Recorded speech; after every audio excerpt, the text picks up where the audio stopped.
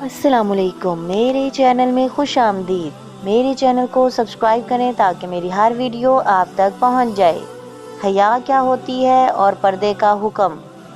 گھر میں بیٹھی موبائل کے ساتھ مصروف تھی کہ مغرب کی اذان ہونے لگی۔ امی جان مجھے دیکھ کر زور سے بولیں، سانو تجھے موت آ جائے، سر پر دوپٹہ لو، اذان کی آواز نہیں سن رہی ہو؟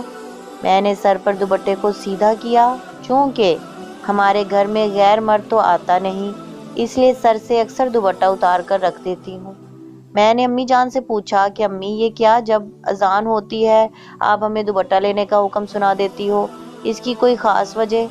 کیا اسلام میں اس کا کوئی خاص حکم ہے؟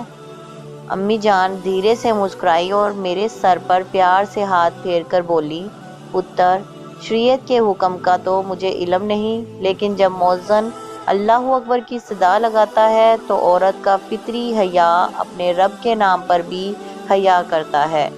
پتر، اذان میں اس سونے نبی صلی اللہ علیہ وآلہ وسلم کا نام بھی آتا ہے جس کی محفل میں ایک نابینا صحابی رضی اللہ عنہ تشریف لائے اور آپ صلی اللہ علیہ وآلہ وسلم نے اپنی زوجہ کو حکم دیا کہ پردے میں چلی جاؤ، تو زوجہ نے عرض کی، یا رسول اللہ، یہ شخص تو نابینا ہے۔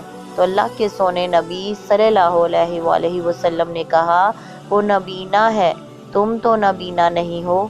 پتر، ایک بات یاد رکھنا، وہ بی بی رضی اللہ عنہ تو من کی بھی پاک تھی اور تن کی بھی پاکیزہ تھی، پھر بھی شوہر کی عزت نے گوارا نہیں کیا۔ پتر، عورت کا سب سے قیمتی زیور سرمایہ حیا ہی ہوتا ہے۔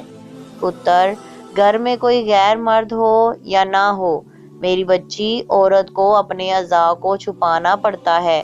گھر میں بھائی، باپ اور ماں سے بھی حیا کرنا چاہیے۔ سانو، میری بچی، جو چیز چھپی ہو اسے ہی عورت بولتے ہیں، اور جو چھپی ہوئی نہ ہو وہ عورت کے علاوہ سب کچھ ہوتی ہے۔